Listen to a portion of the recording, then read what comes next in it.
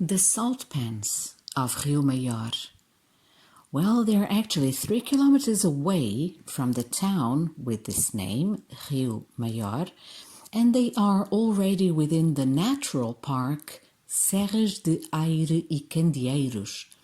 These are the only salt pans which are away from the ocean and the only ones which are still operating in Europe.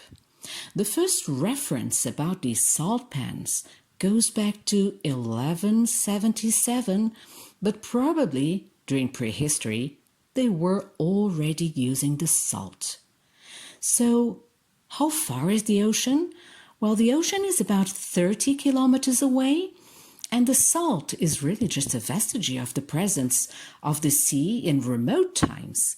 And curious enough, it is 7 times saltier than the seawater. So where does it come from? From a well. And what you can see right in front of us are what we would call a water pump, which actually pumps the water which comes from this well all the way up. Then it spreads naturally by gravity throughout all of these salt pans, and then it just dries out. And as you can see, it looks like snow.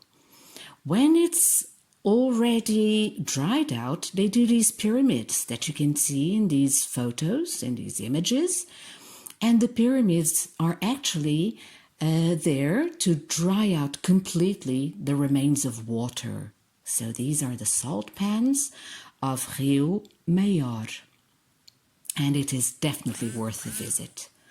Then the little town itself is quite curious because there are little houses, traditional houses, which of course sell the local products, salt in all of its possibilities. There's also a motor club, and then, well, we have these locks. The locks for the houses here, they cannot be made out of metal because, metal and salt, they don't really go along together very well, as you know. And so they have to be made out of wood. So that's one of the curiosities that you can find in these salt pans. And then you also have a few other interesting things, and if you'd like to discover them, well, I would be glad to show you around.